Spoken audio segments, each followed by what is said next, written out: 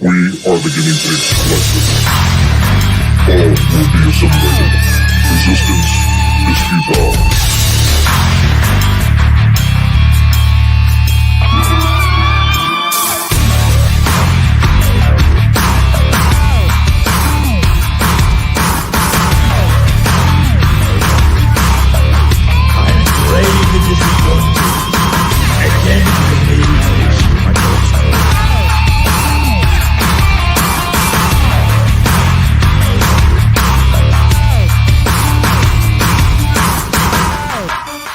Cocaine's a hell of a drug.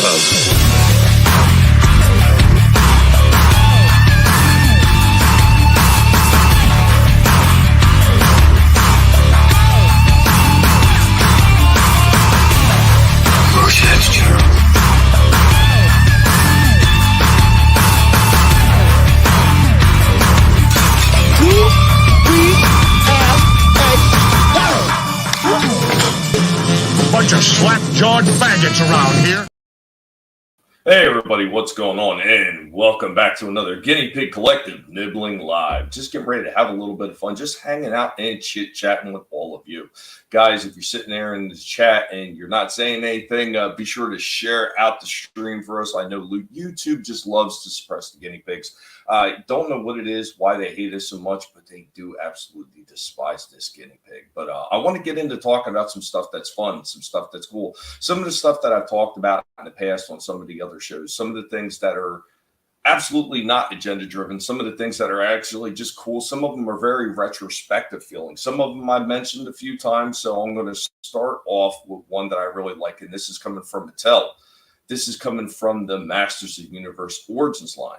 And I really do like everything that they've done with this line, with the exception of maybe a few different figures. They've really made it feel like a homecoming, so to speak, for everybody who was into the original Mattel Masters of the Universe line back in the day and would like to get back into it. Here they are re-releasing some of these origin figures and doing them right, with the exception of two. With exception of two that I mentioned before with Mechaneck and Rattler, where they don't have the action feature for their head to pop up. So I'm going to take a look at these two. These are two of the exact same figure, but done in two different styles. So one is the original Mattel Masters of the Universe style figure with the same colors, and the other one is more of the cartoon colors. Hey everybody, what's going on? Cringer is not with us because he's taking a siesta.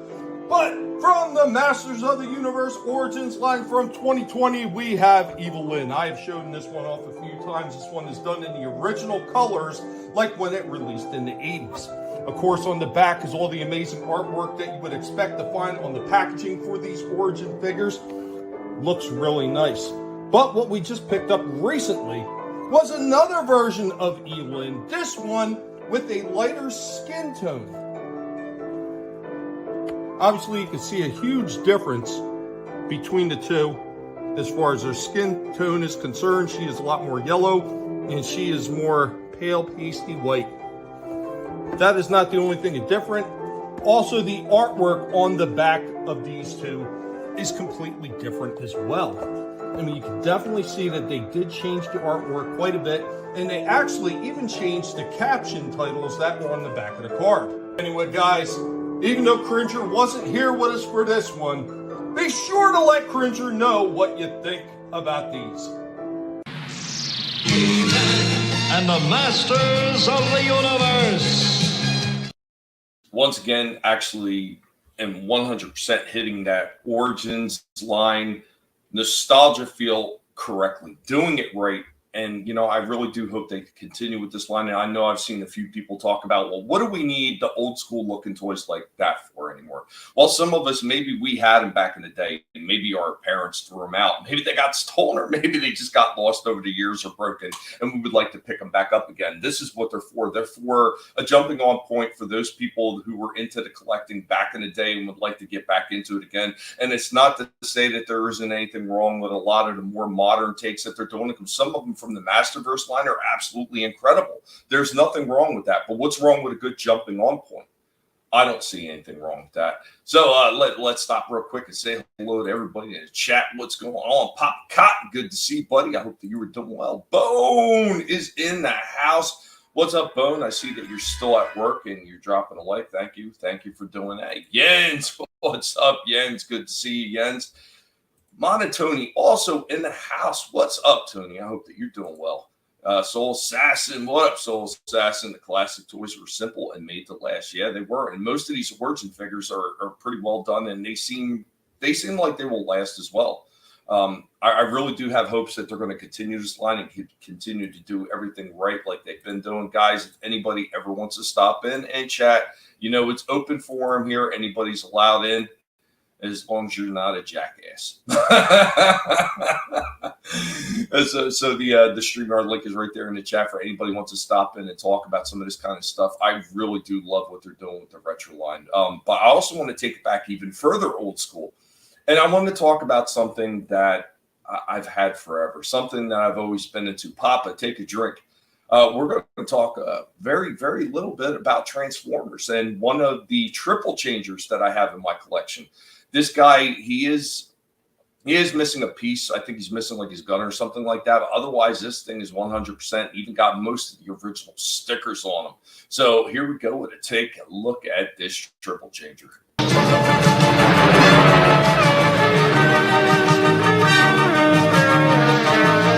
Transformers, more than meets the eye.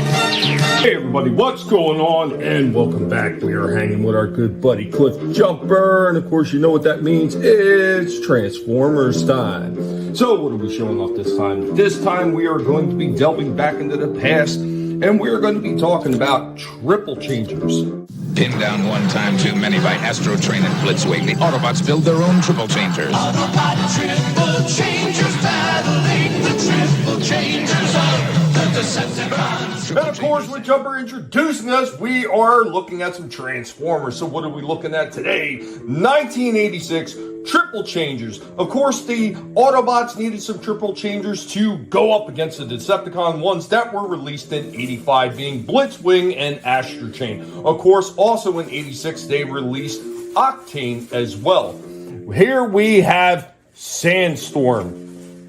Came with a semi-spinning top, a rear spinning wheel as well in his helicopter mode. Of course, he's got his two brethren with him in the back with Broadside and Springer.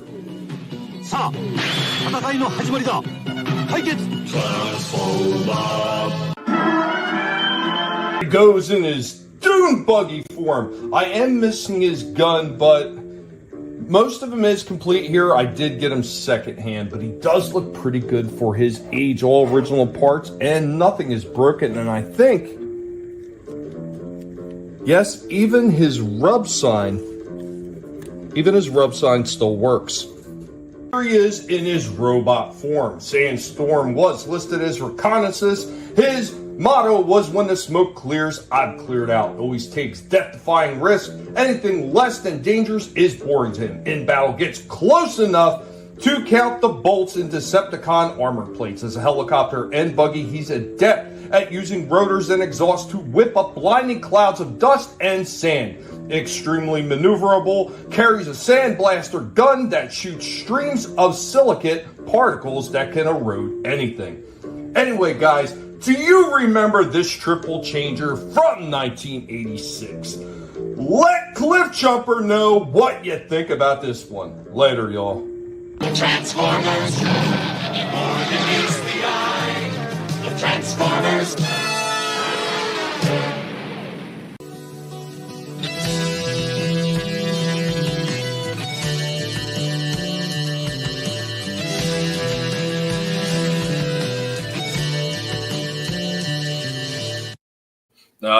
Nothing like taking a little bit of a trip down Transformers Lane. What's going on, Jens?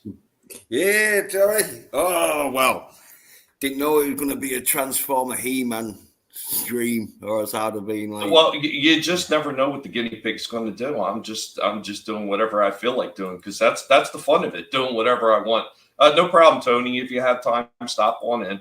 Luffy is God. What's up, Luffy? One of the original He-Man writers has a YouTube channel. Every live stream I bug him with He-Man questions. Orko wasn't named Orko originally. Actually, yeah, Orko was named Orko originally. Orko was created by Lou Schreiber, the guy who's in charge of filmation. He is the one that created that character, and he voiced that character. he actually based that character a little bit zanily on himself. I don't know if many people talk about that, but Lou Scheimer created Orko and created it for the show because he wasn't originally part of the Masters of the Universe toys. That's why the cartoon came out first. And if you look into it, the toy didn't come out until after the cartoon because it didn't exist in the Masters of the Universe line. And what's going on, Adega? What's up, man? I hope that you're doing okay today, Doc. Always good to see you. What were you going to say? Yes? Orko in the toy series and all, it was a bit of a letdown because it was half the size of the other He-Man figures, but still the same price. Well, he was supposed to be smaller anyway because he's based on what they had in the cartoon. Yeah. So, but when he does have that zip.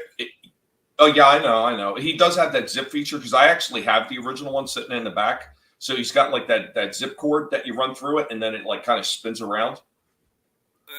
So it had an action feature that most of the other early He-Man figures really didn't have. Nothing like that. I mean, it was kind of before Thunder Punch He-Man, before Flying Fist He-Man, Terror Claw Skeletor, and all that stuff.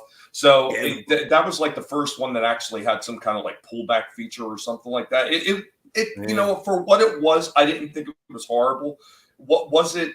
Not very accurate to the cartoon, not entirely, but I think it captured enough of the essence of the cartoon that most kids got the hint and wanted to collect them anyway because, you know, Orko was a mainstay on the cartoon. So, yeah, you're going to have it. Oh, yeah. What's going on? Maura. Hello, Maura. Yeah, I hope that you're doing well. Yeah. Orko was sort of like the comedy element on it when he'd try and do tricks, but they'd always mess up. And you know they'd always mess up because it was Orko. And according to the storyline, his Eternia wasn't his home planet, so he couldn't get exactly the magic tricks to work exactly right. I know, yeah, he was a mess up. Oh, real quick, Luffius God. He created Orko, but there was another name. I'm getting the first He-Man script with writer notes when I back his TV show companion, Orko's first name. Yeah, see, I don't know about a first name, but I know from what I seen, they had an interview with Schreimer. He said that Orko was always an intended name. Now, whether or not he had a first name, I don't recall that. I just remember Schreimer created it because he wanted to kind of like almost self-insert just a little bit. But they wanted to add a comedy aspect to He-Man because if you ever picked up the original toys and read the original books with the description of who He-Man was supposed to be, the story was a lot different than it wound up being for the cartoon. Yeah, had pretty much. Yeah, well, Skeletor, his face getting melted off by acid. Is that really for kids? Especially when, like, it's not gonna do that. If you got your face melted to that degree of acid, you're gonna die. Well, here's the funny thing, and I'm pretty sure most of the He-Man fans out there, the Masters Universe fans, they probably know this one. So one of the original guys that was doing the artwork for He-Man and everything, he actually came up with Skeletor, and he came up with it from when he was a kid. He went into a haunted house, and there was this guy who dropped down. It was like this zombified skeleton-looking guy, and it turns out it was actually a real guy that was murdered and placed in the haunted house. So he said, like, the skin was like coming off, and you could see the skeletal face underneath. Yeah, it was a dead body in a haunted house, and that kind of gave him the inspiration for Skeletor because he said he wanted something that was terrifying, and he remembered that as a kid, and it scared the living shit out of him. Yeah, it's pretty terrifying. Even though in the cartoons they made it more lighter with Skeletor being a bit of a sort of like comedian. Yeah, well, once again, taking in a little bit of a lighter tone. Because, once again, most of those cartoons, they had to be a little bit lighter when they were on the air. They couldn't be any, like, killing. It's the same thing they did with G.I. Joe and Transformers. That's why most of the shots didn't really kill or really hurt anybody, really. You know, that's why in G.I. Joe, they used lasers instead of guns. I mean, that was all part of it. You know, you had to still make it kind of friendly for TV. Even though restrictions were lifted where they could actually kind of cross-promote with toys as long as they had a story, they still couldn't have characters getting seriously injured or hurt or killed. Apart from if there was the robotic, because in He-Man, Them robotic droids always take a pounding.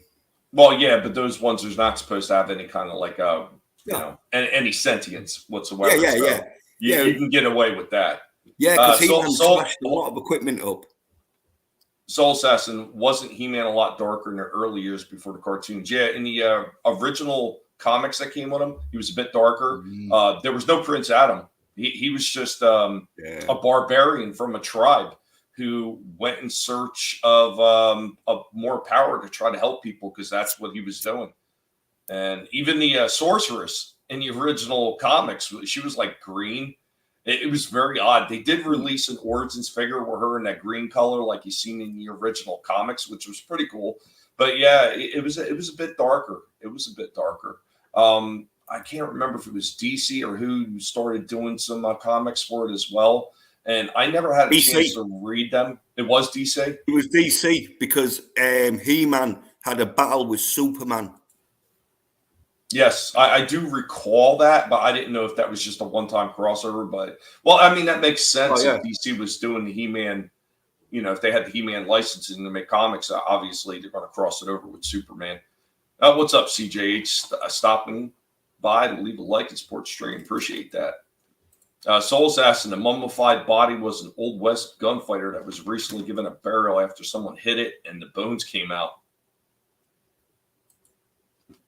Jesus, that's dark. But like with the Origins line, like I'm saying, I do appreciate everything they're doing. Even some of the Transformers before Hasbro decided to dip their toes into the idiocy pool and start destroying things. I liked all the references that they were using for the old G1 and even the old Diaclone and Takara stuff. I wish they would just go back to that. Go back to making good toys. Completely just get rid of this agenda crap. And guess what? Maybe you will stop sinking your company into the ground. Maybe you won't be on the verge of going bankrupt if you do that. If you just give the fans what they want and just avoid all the agenda-driven nonsense, you're going to do well. It just really is baffling how none of these companies can get that. It's just absurd.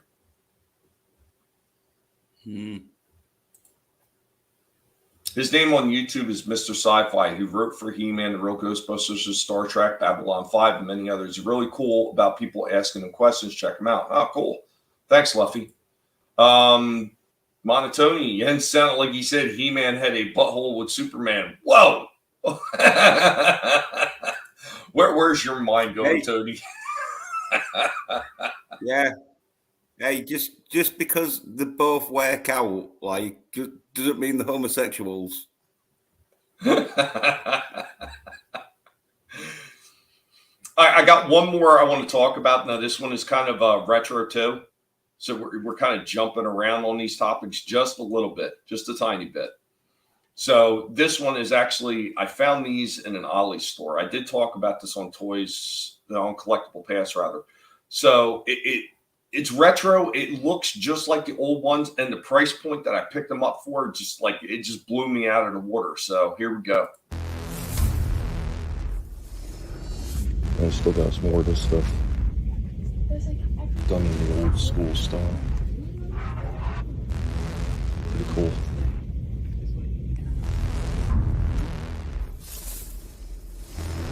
Showing off some of the real Ghostbusters figures that I managed to pick up on discount over at Ollie's. So we got the Bug Eye Ghost. This one's pretty cool. Got that little popping action with the eyeball on the back. And we got the Fearsome Flush. So you roll him on the ground and his lid opens up and the tank opens up with his eyes and his mouth. Pretty cool finds, especially for that price. You can't beat a discounted price like that for cool, old school, retro looking toys. I love that stuff. I love it. Give me more. Yeah, I used to have the eye-popping purple one. Didn't have the toilet one though. Yeah, I remember seeing these when I was a kid, and I didn't have all them. I think my brother had most of those. So when I seen these, and especially for $4, I mean, for $4, you can't beat that price. And I was like, yeah, I'm getting them. I'm going to get both of them. Soul Assassin, they would make a lot of money if they went back to the play sets and classic figures. Yeah, and I think that's where Mattel was doing it right. They were going back to some of that. And once again, they're putting some of the newer, more articulated versions out too. And some of them they're doing okay. Some of them are not doing as well. But when you do that stuff and you give collectors a choice to be able to go out there and pick up what they like and maybe start with the older stuff and then look at the newer stuff and be able to appreciate it more, I think that's where you're doing it right. And the one thing I do like about Mattel is they're giving you the older figures, but they are giving you a little bit more posability. And I don't think there's anything wrong what Playmates did with the Turtles, like re-releasing the old school Turtles. I just wish they would have made improvements on some of those weapons and accessories that came with them so they didn't bend all up and just look like trash.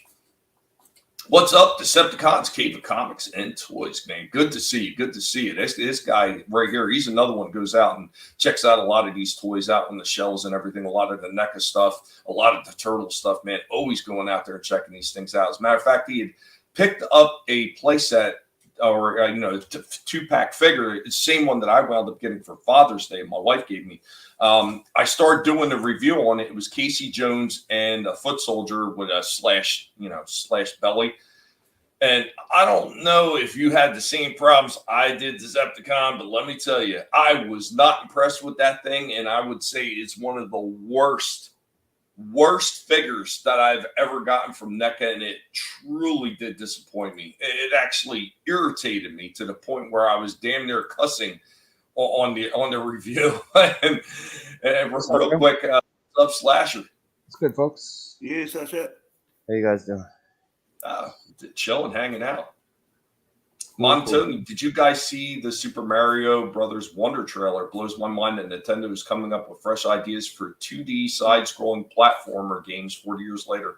I have not, and it does not surprise me because of how well Mario Brothers did in the theaters. And not to mention the way all the toys were selling off the damn shelves. Got 100 Super 7 toys for $30 at Walmart. Wow. Nice. You're about to post some stuff. Awesome. I can't remember if you've got a wrench in my chat or not.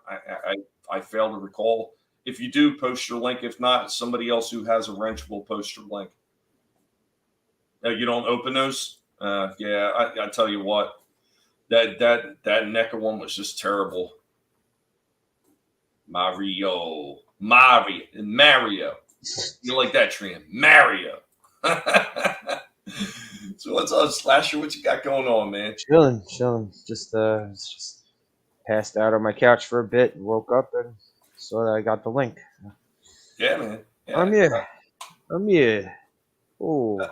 I started off talking about some of the Origin He-Man figures, the Masters of the Universe line that they have out there. Dip my toes into old school Transformers, Pop, I have a drink. And then I was taking a look at some of the retro figures that they actually have on the shelves, like Slinky Dog, the old Spirograph, like the old Battleship games, and then of course the real Ghostbusters figures that I picked up on super clearance at Ollie's. Just enjoying like a lot of this retro stuff that they're putting out. What did you the toilet and what was the other one? The Bug-Eye Ghost. Oh, okay. Yeah, I never got to collect those Ghostbuster figures when I was a kid, but I always thought they looked cool. My friends had them. Well, we had. Oh, go ahead, Jens.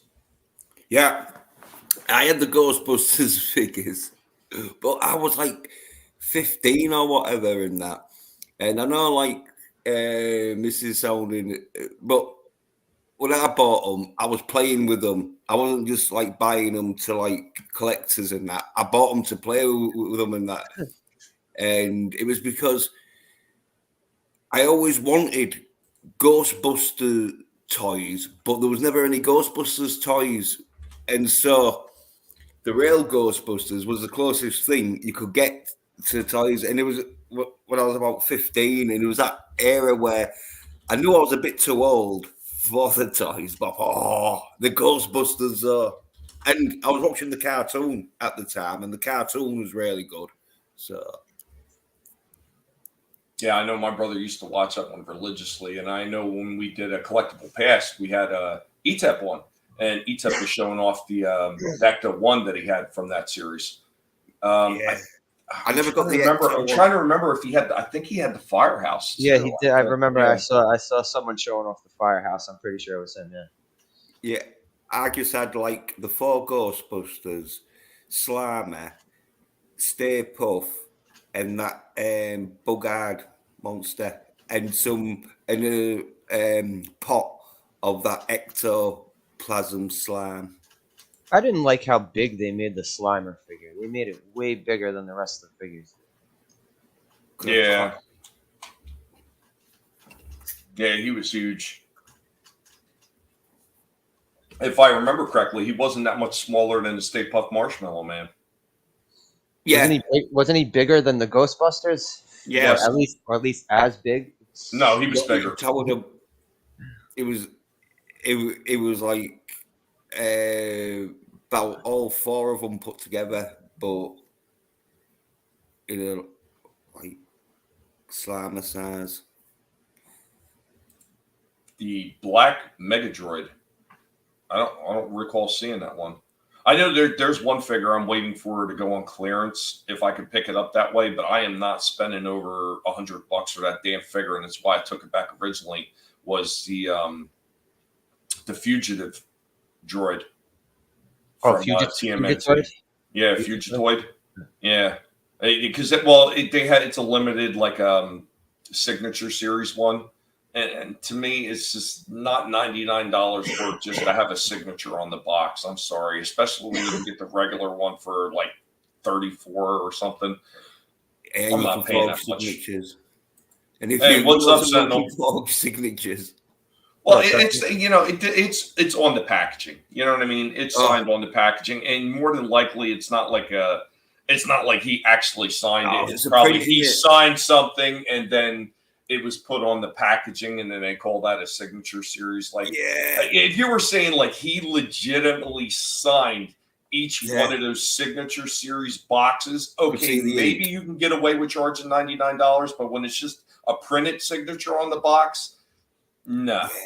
I remember like them Joe Montana footballs, American footballs, obviously. There was sand and that, but he signed it. It was just.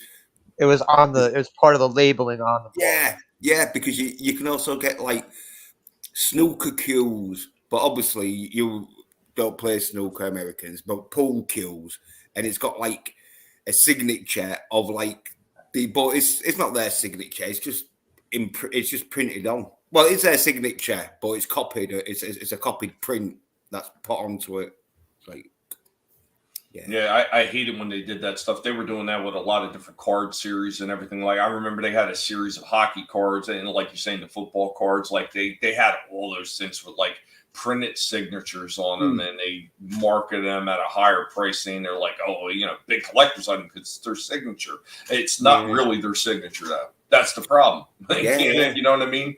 It's like if they put like an extra few dollars onto like a printing, you think, oh yeah, well you can understand because it's the printing sort of like process where they'd have to like extra ink and that to print it. So if they're charging 3 or 4 times the price, you're like, what?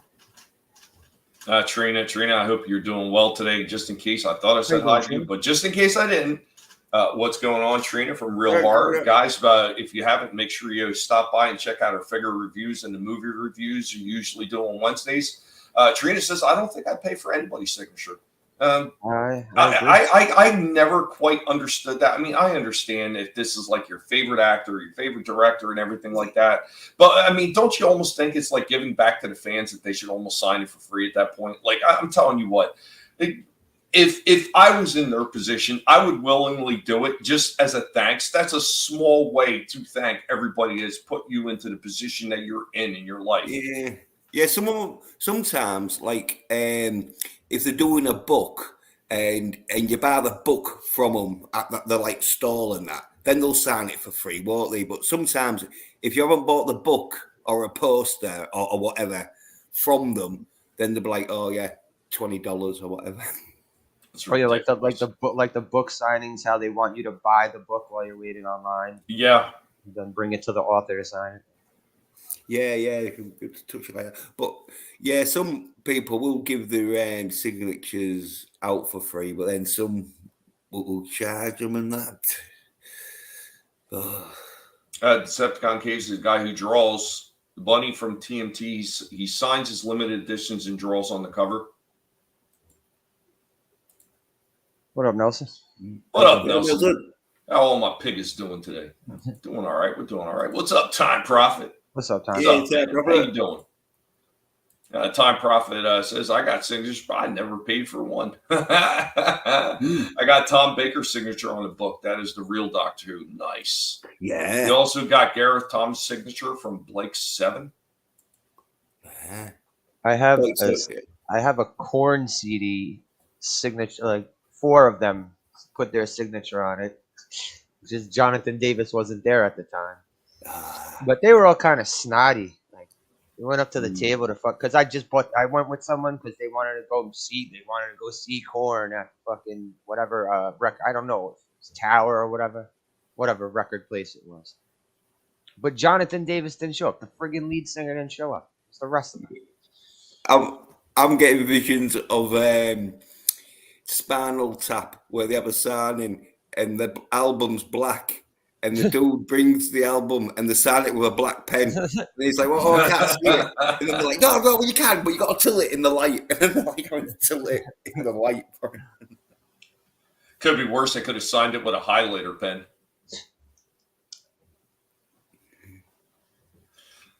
He also says, I got Bruce Dickinson's signature. Yeah. Also got the whole of the band Wasp. I never liked Wasp. I don't know what it is about them. I just hated them. I didn't like them. Jens met one of them. I sang with one of them, Chris Holmes, because he was touring with his new band called Angry Man, and this is about like maybe 10 years ago, sort of thing, or 8 years ago, and he was playing at this place that's like. Only about 30 miles from where I live, so we got a bus down, and because he wanted people, because he'd play like his new stuff and that, and then he'd play like the WAP song, I want to be somebody, you know, I'm gonna be somebody soon, that one. Yeah, but he wouldn't sing it. He'd invite people up to sing it.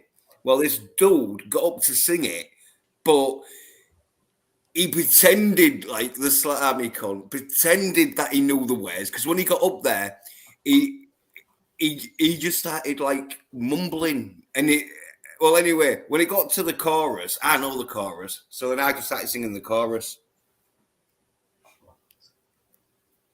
Did you see that? Oh, yeah, they were shitty. You know, because they were sitting there like, you know, only one of them fucking was like nice enough to say something when I went down the line to get the CD autograph. Who was that? Shit. Was it the one, Head? His name was Head. Okay. That guy? I think it was him. But, you know, you show up with no Jonathan Davis. It's kind of weak for Korn, you know? Yeah. It's like if... when Black Sabbath turned up with no Ozzy Osbourne, he was like, well, you better get someone real good. And even Dio was real good. Some people were still like, nah. And they had Dio. I remember one time Dio was playing with Sabbath. Yeah. There was a short stint that he was playing with them. All right, I would say Tampa, yeah, because he got kicked out because he was getting drugged up too much and that, and I think it was affecting his playing or something, and he had a big argument, didn't he, with Lawler, the lead singer. I think, yeah. Now here's another one for you, Jens. Was gonna really just and what sing fuck it like a beast no more, yeah. But luckily enough, it's On YouTube and that. Decepticons Keys of Comics and Toys. Shaggy T Dope from ICP. Don't ask for money when I asked for an autographed CD. See, and that's the way it should be, I think. I mean, you're paying a respect and a thanks to the fans that put you in that position. I don't understand why anybody would charge somebody not only to get an autograph but to see them as well. That shit is just like egomaniac centric, narcissistic behavior, and it's pathetic. Oh, I forgot. I also got Yangi Maelstream's autograph as well. I met him and his wife and his mother. He's a true legend. Trina, great guitarist.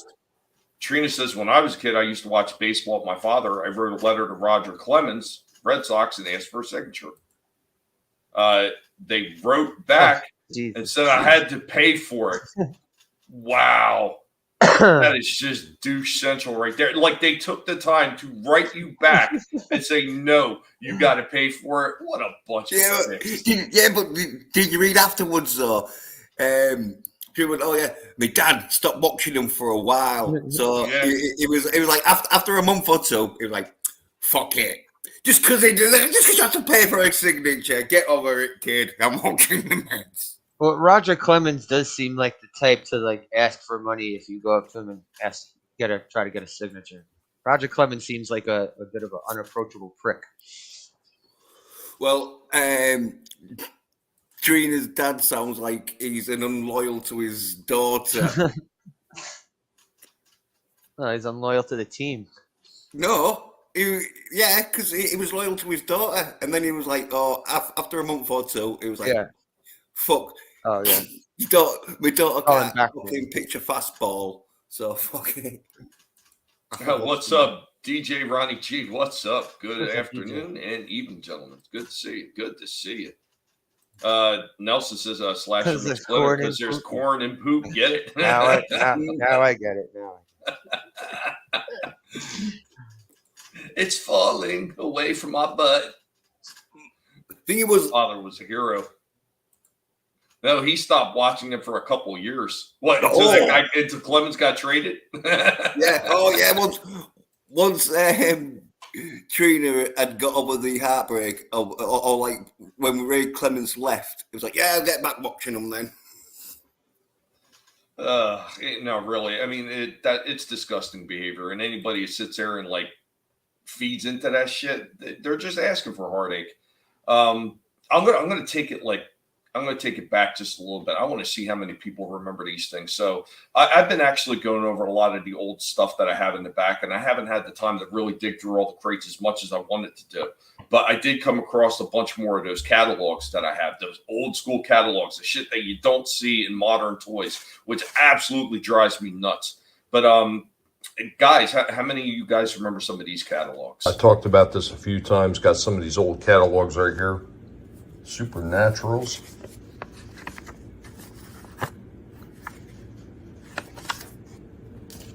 Got the badges from Teenage Mutant Ninja Turtles, from Burger King, and we got some of the old turtle catalogs as well. There's a good look at them. And even got the turtle trolls. The original Universal Monsters. Really cool stuff. I got part of one of the original G.I. Joes. I don't know where the rest of it is. I know I have it somewhere, but it did get torn and one piece got moved. And then I have this one right here, the big booklet. Yeah, check that out. All those old school characters. Dreadnoughts. Serpentor. Swampfire. Terradrome. Tomac Zaymot. Good stuff right here. Of course, on the reverse side, they got even more. G.I. Joe was such a huge franchise and had so many different toys.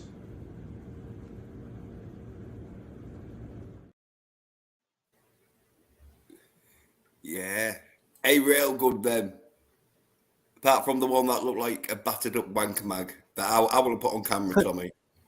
What, the ripped one? Yeah. Well, it's one part of it. Like when I actually brought them from storage, one of them got ripped. They got ripped in transit, and the pieces got separated somehow when I was like trying to resort everything. And I just recently found that piece, but I forget where I put the rest of the catalog because I was just going to take them and tape them back together. Well, I've found better wank mags under a bush that's lived in like fucking worse condition. That's because you're a sad man with a bunch of wank mags. That's I'm just saying, Tommy. It was a bit of a shock because the rest of them look really good, especially the He-Man one, because that must have been years ago, and that was in real good condition. It was in pretty good condition. Actually, I have a couple of them. I have one that's actually in split languages. It's really weird. I never saw the turtle catalogs. Oh, I remember the G.I. Joe ones. I never saw the turtle one. Yeah, and that Turtles one must have been because it had like turtle trolls, which I didn't even know existed. Yeah, that was old. They were in perfect shape. Like the way my dad had stored some of these damn things, some of them were in perfect shape. Others were not as well kept as they probably could have been. But for whatever reason, where he had them stuffed in, he had them stuffed in an old like metal Band-Aid container. And they were just preserved perfectly. Like they were brand new. Like when I opened it up, it was like opening up for the first time. I think it was in excellent shape. I'll be back in a second. I got to step out of the room for a minute, Tom. All right, no problem. Soul's asking, I like the celebrities you meet randomly, and they're cool to fans, not the assholes that demand money. Yeah, right. You pissed off Liefeld. Who's that? I know. Who is that? Or what is that? Or is that a full band? I'm trying to think who he is. I know the name and I'm blanking on it. Yeah. Somebody from a band. Were the pages stuck together? No, the pages weren't stuck together. You damn weirdo. You and Jens. It's the way you Brits think. I asked Hi why his autograph is worth $30, not $400. Pacific said, all right, then, well, give me 400. Turtle trolls. Your friend had one of them, and the friend had the van. Nice. I still got my Star Wars trading cards. Yeah, I still got a bunch of them too. Unfortunately, my father stored a lot of our Star Wars Gremlins and a lot of his trading cards for some stupid reason. He stored them in a basement. And every once in a while, because the way the houses were made, that he lived in, that the houses were made like row homes, and they had like a community walkway is what they call it, that went in between the houses from the door in the front to go into the door in the back in the backyard. Why? I have no clue, because why should anybody from the street just walk in? Because they were not supposed to be locked. And you used to have a sub pump down there because of the way it was set up. Well, that thing would fill up with water, and sometimes the sub pump wasn't working because people would just randomly walk through the walkway and mess it up. So the water would come into the damn basement. And of course, all that dampness, anything that's paper, cardboard, or whatever, it starts getting bad. It's molds and everything like that. So a whole ton of those old trading cards, like Star Wars, Gremlins, Dukes of Hazzard, you name it, a whole ass ton I just had to throw right in the trash because they were freaking moldy. That sucks. I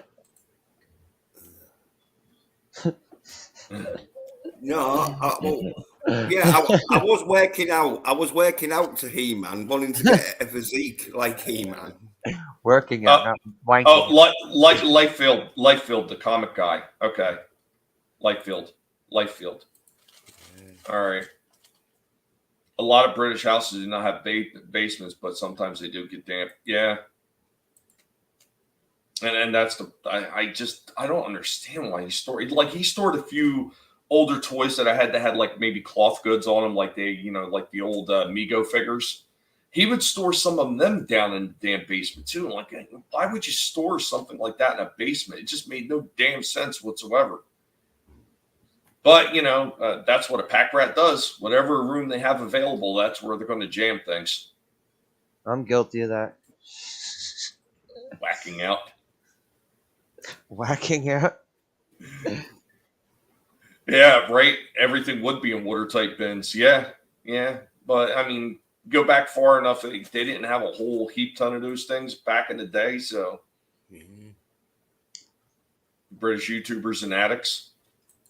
That's another place that's just bad to store something in unless it's got really good ventilation, because everything just dries out there, especially paper goods. It just becomes brittle and falls apart. Yeah, I had a bunch of General Lees. I've actually showed a few of them off. I had a couple of the Ertl ones. I'm trying to think of the other company. I think, was it Matchbox that did them too? I had a few of those. Then I also had the one from Mego for the 3 3/4 inch figures. So I still have that General Lee as well. The roof pops up so you can put the figures down into the seats. The attics get dusty. Yeah. I don't have an attic anymore, but the old apartment that you were at, Tommy, the attic I had there, fucking, there was a nest of squirrels. Sometime in the 90s, there was a nest of squirrels living up in my attic. I go up there after, I didn't even know about this, right? So I go up to the attic just to look around for something, and I had the LJN wrestling ring up there. These little bastards ate the freaking turnbuckles. They ate all the turnbuckles on my ring. They thought they were big giant blue nuts. Time Prophet. He says John Schneider from Dukes of Hazzard has replied to me a few times on Twitter. His wife has died recently from cancer. That's a damn shame. I know him and Tom Wopat were doing a lot of things where they were trying to keep the memory of the Dukes of Hazzard alive. They were going out there, were performing the songs. They do events. I want to say they do events at one of their houses too. Yeah, I mean they do a lot of cool stuff, man. They do a lot of cool stuff. But of course, you get the idiots that go over there and say, "Well, you're racist for showing that car with the flag." Oh, miss me with that shit. Goddamn, people just want to be offended. You know what? You don't like it, don't look at it, don't watch it. Simple as that. Boom, move along. Stop trying to step into somebody else's franchise, somebody else's escapism, and trying to destroy it just because you're offended. Just fuck right off. And that would be the end of it. So real quick, I got one more catalog I'm going to show off. This one was a lot bigger than the other one, so it got its own little segment all to itself. And this one is not in perfect shape. It's probably in the least, I would say, collectible state than the other ones. But the fact that I still have the entire catalog sitting there, I think actually speaks volumes. And last but not least, we got the old Star Wars Kenner booklet. On the back of the booklet, it had a few of the other things that he did. And I did have some of these Butch and the Sundance Kid figures. I just don't recall where they are buried in the back, but I do still have a couple. Look at that stuff, man. Good stuff. This booklet is not in the greatest shape. This is the original booklet I had when I was a kid, so it is a little bit worse for wear, but everything is there. Every page is there. Some things maybe some of us forgot about. I did have all those damn ships too. Always wanted that remote control Sandcrawler, never got it. Radio controlled R2-D2. And I think I had every single one of those too, the little mini diecast vehicles. And I know somewhere there was like electronic battle command. It's almost like Battleship, but for Star Wars. I have that somewhere in the back. Some of the 12-inch figures. I did have the Luke Skywalker. But when I went through my dad's stuff, the only thing I found was his lightsaber, not the figure. Who knows? Maybe it got packed away and I missed it. I did have the Imperial Blaster too, which I still have. Another one's a little bit worse for wear though, unfortunately. And I do have these damn Vans. I have both of them. Oh yeah. And the toothbrush.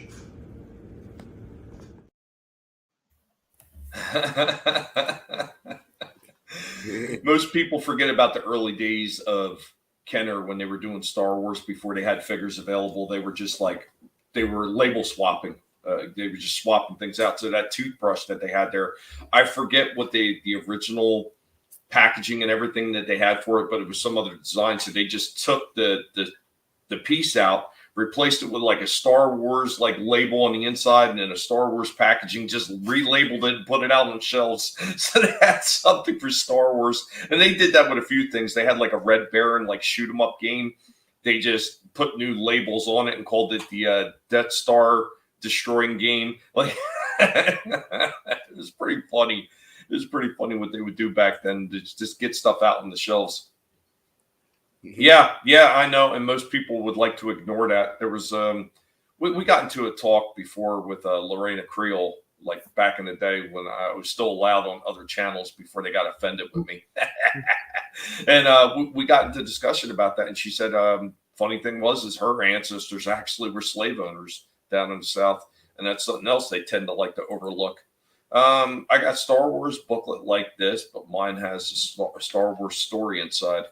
Yeah, this was like the old one where it just had the figures.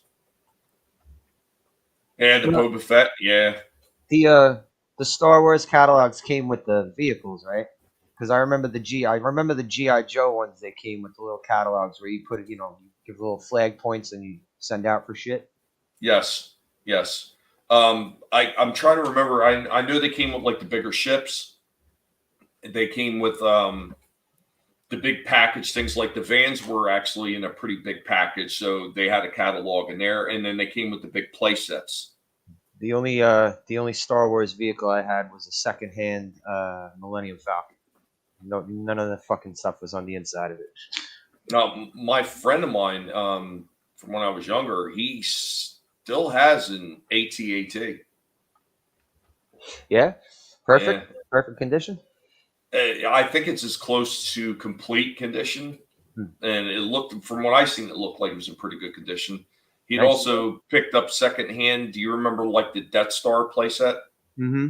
Yeah, the one that was just like it was like the inside, right? Yeah, just like a tower section of the Death Star. Yeah. He has that as well, but I think he said he's missing a few pieces since he picked it up secondhand. But it still looks nice as part of his collection. I remember at one time he was he put stuff up on a YouTube for it. Like he's not running a channel or anything, but he just showed off everything that he had. It was pretty cool. Yeah, those Kenner figures are before my time, but the Boba is cool. Yeah, that Boba Fett was pretty cool. Looks like a Commodore PET computer. What was last month's Star Trek helmet? Is this month's Star Wars helmet, right? Yeah. Oh my God, the freaking, they did the same thing with Star Trek with the damn helmets from another toy line. Just put Star Trek labels on it, and they're like, "Yeah, here you go. Here's a Star Trek helmet." Oh, geez, some of that stuff was ridiculous. Yeah, walkie-talkies and all. There was a big one because you could stick any, because it was all like, oh yeah, and then they didn't have to, because they didn't even have walkie-talkies, but. Yeah, well, I mean, even if they printed something new for the like plastic for the outside against it, the guts on all those walkie-talkies were exactly the same, and they all went together. So the only thing, if they did, they created a new shell to throw over the walkie-talkies, but it was the exact same walkie-talkie for every single line that they put them out for. Yeah, just they'd have them in different colors and have a different sticker on them. Oh, Time Prophet says he got his booklet with the Star Wars audio cassette. Huh, nice. The Ewok Village is now the Prince of Thieves hideout. Yeah, there was another label swap out. Well, even the figure, the Prince of Thieves figures were their bodies were made from Green Arrow mold for superpowers. So Kenner just like, we need to use these molds. It's kind of funny. His walkie-talkies only work from 2 feet away. Yeah, he had to shout really loud. I don't know. I had a few of them when I was a kid that you could probably get maybe, and this is maybe, you might be able to get up to 100 feet away on some of the old ones. But after that, yeah, they just start breaking up tremendously bad. Like I still have my old Star Trek ones, the old Star Trek communicator walkie-talkies, and they used to have a halfway decent range on it. But once again, it's not like you could like walk a few blocks away, more than a few blocks away, and use it. After that, it just the signal just goes to kaput. Yeah, that's a good thing about Kenner. They repackaged stuff, but it worked and didn't need Wi-Fi or batteries. Well, yeah. I mean, it's a simple way to keep things flowing on the toy shelves until you actually have something that's made specifically for that toy brand. And I can't necessarily fault them with that if they were trying to just get stuff out in the meantime while their guys are actually creating stuff, you know? So while engineers working on things, just, do some label swaps, just get something simple out there. I mean, it is what it is. I mean, they still do that to a degree today with some of this stuff. Because I've seen a lot of things that are just reused from something else. Hasbro does it with Transformers, where they just repaint the same figure like 5 or 6 times and re-release it as another figure, maybe sometimes as an exclusive, and charge more money for it, even though it's exactly the same. It doesn't really come with anything different. Yeah, I remember the first time I saw, and I bought one, obviously. They did a lightsaber, but all it was really was just a torch with a big plastic tube on. That wasn't even secured. So when you had like a light, say, sort of fight, you have to be real careful. You'll break it. Yeah. I broke mine.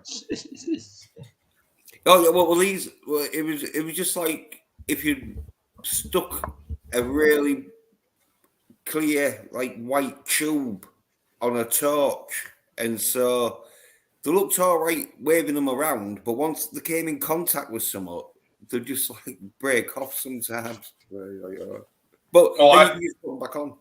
Well, I remember, they had like the flashlight looking ones like that, and then they also had one that was like I always equated to almost being like a wiffle ball, but in a bat form. So this thing had holes in it, so when you swung it through the air, it made like this whooshing sound. A whoosh. Yeah. And then they also had one I thought that was like inflatable, almost like like they were doing like the bop bags and everything, because they had an R2D2 bop bag. I could have swore that they did a lightsaber like that too, where it was like a blow up. Yeah. See what? Because I remember getting like these blow up swords and axes and shields where you'd just blow them up, and so you could hit each other really hard because it was just a piece of plastic with air in. So, yep. What's going on, Keely? Chow. I hope you're doing well today.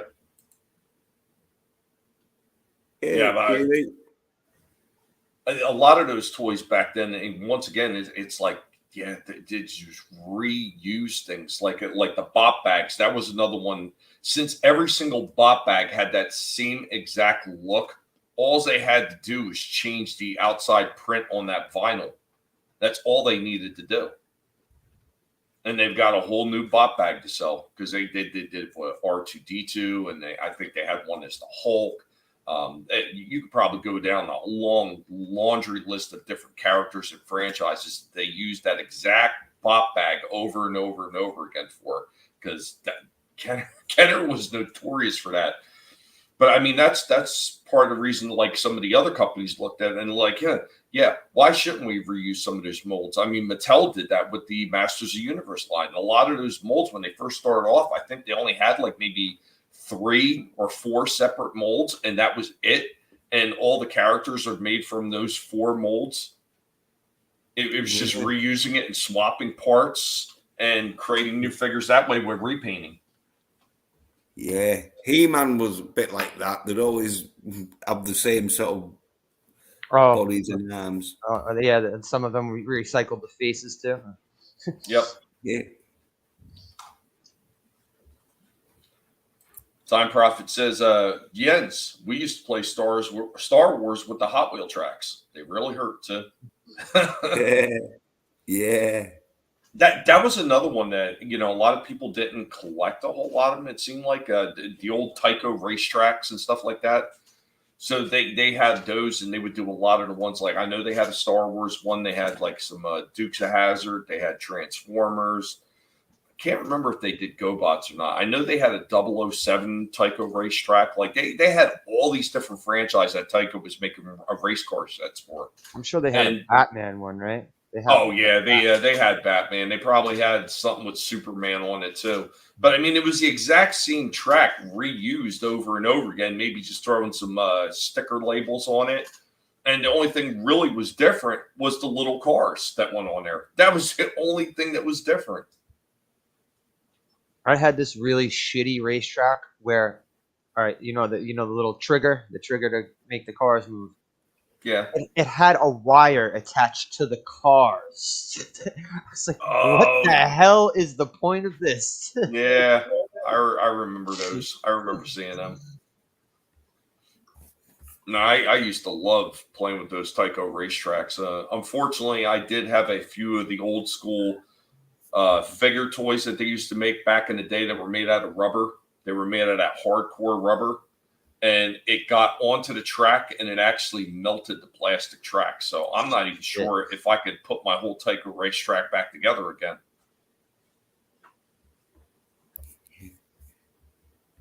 Oh, yeah, the flashlight one. Yeah. Is that the inflatable one right there? See the yellow? See the yellow one where the kids with the box, the Star Wars box, one over, right next to it. That I think that is the inflatable one.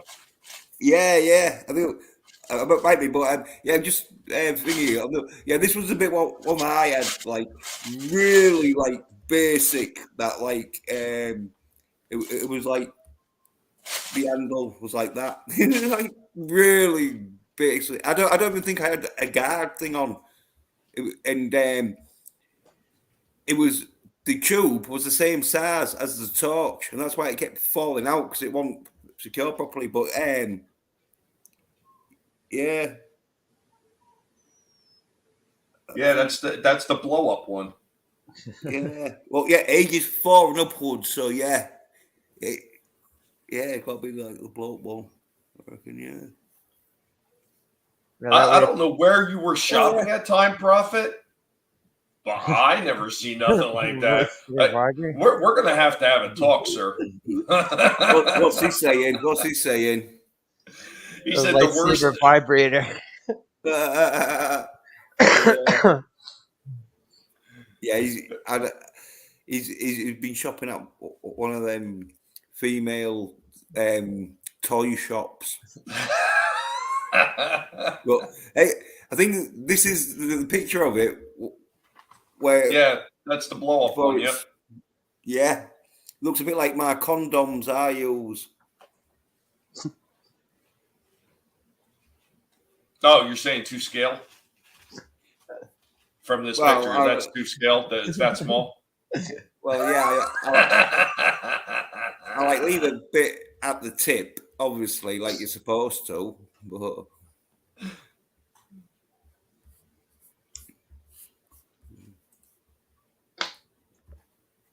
I like Jens. It just goes to prove we ain't all cockneys.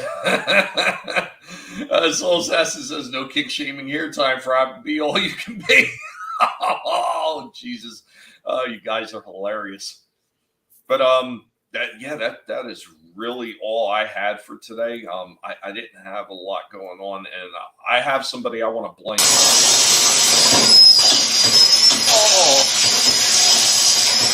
Whoa. Who's responsible for this? If something goes wrong, you find a scapegoat. Rick. It's what you do. What'd you say? Kelly. I'm blaming Rick, the screaming goat, because I'm pretty sure it's his fault that I couldn't get anything done today. Tommy and the Guinea Pig Collective, did you not have the rib knobbler? Say, I don't even know what that is, Time Prophet. Yeah, fortunately, I don't, but I won't discuss it. No, I haven't used it. I just know what it is. You had to preface it that you didn't use it. Yeah, because it's more of a female toy. See, you already know more about it than I do. Well, fortunately, yeah, because if a bird says, "Oh yeah, do you want to play with my rib nobbler?" You're like, "No, thanks." Yeah, this is a man of experience. Oh no. Oh no. Not that deep of experience. As I said, I haven't used it. I just know what it is. Did you guys have anything else you want to talk about or mention? Nah, not really. I'm not really prepared to show off anything. So. No, that's all right. It's all right. I'm starting to suspect the toy stores in Europe were more the adult kind. It's a good possibility. Yeah, but you have to be 18 to get in there. But yeah, that's really all I have for this one. I do have a few other things that I have to do today. It's always busy. There's always something else to do. But guys, I appreciate you coming in and hanging out for a while. Soul Assassin, the Time Prophet, Trina, Keely Chow. Let's see who else. DJ Ronnie G, of course, was in the house. Decepticons, Cape Comics and Toys. Guys, if anybody can put his link in the chat, go ahead and go check out some of the toy reviews he does. Nelson the Psychopath, thanks for being here, buddy. Trying to see. The Sentinel was in the house as well. Of course, Papa Cotton, who was drinking. He's probably drunk right now. Monotony was also in the house. Lucky as God. Thanks for stopping in. And you find out any more about that He-Man. And if Orko had a first name, Luffy, if you're still hanging out, let us know. I would be interested to find out about that. A Dig Outlaw, of course, is in the house. Mora Kitty had passed by as well. Thank you for being here. Of course, Jens was on in the chat and on the panel. And, of course, we had Bone in the house. And, of course, my man Slasher hanging out, chatting. And we had a really good discussion on the Punisher Warzone on this channel on Saturday. Guys, if you haven't, stop by and check it out and let us know what you think about our discussion about that movie and where that movie ranks as far as the other Punisher movies, because I think it was the absolute best. I don't think they could have done it any better. I'm going to hand it over to these fine gentlemen, and they're going to let you know what they got going on. Well, we're waiting. Like Tommy was saying, finishing up the Punisher trilogy. This Saturday, we're going to do the OG Dolph Lundgren Punisher. Prepare yourself, Tommy. Prepare yourself for some misery. No.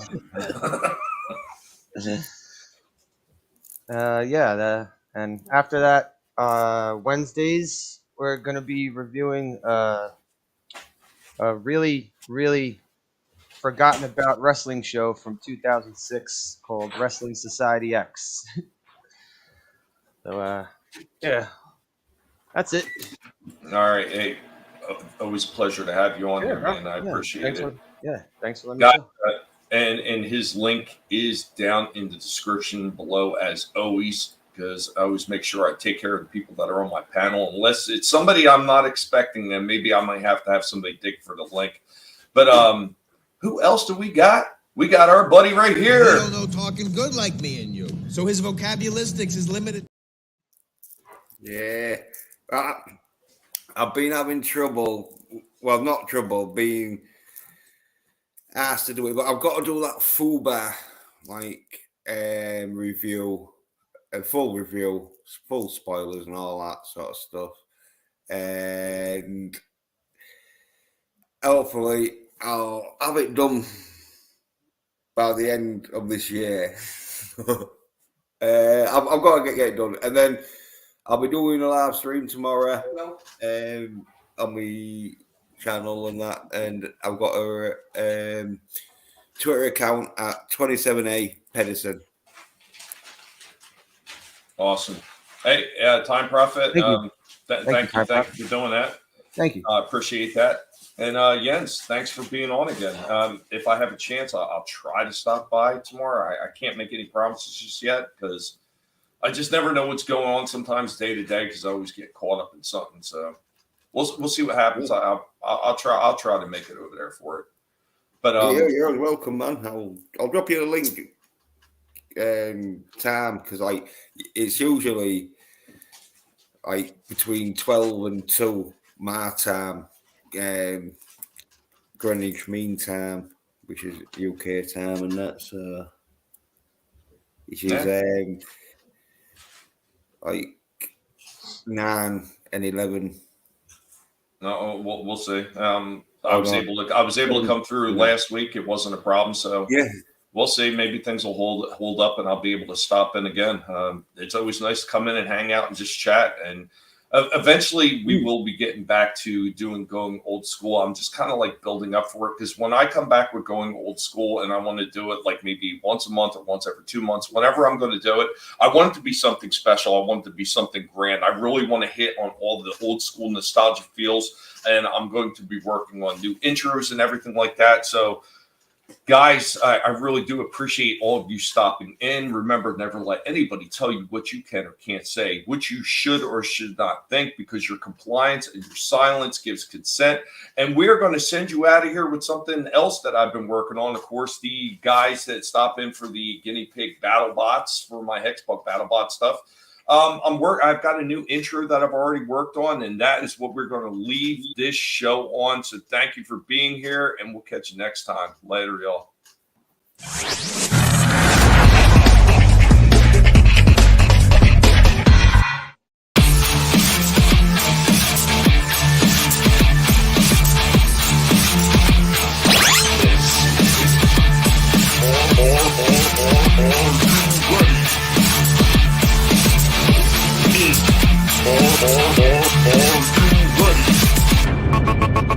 Guinea.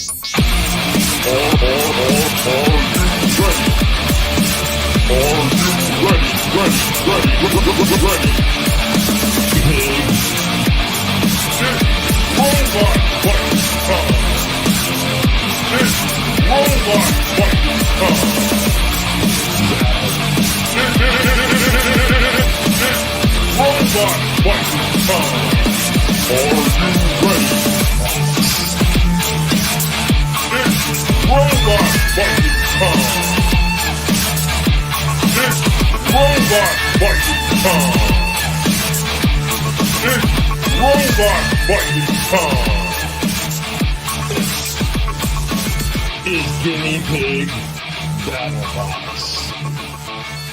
Are you ready?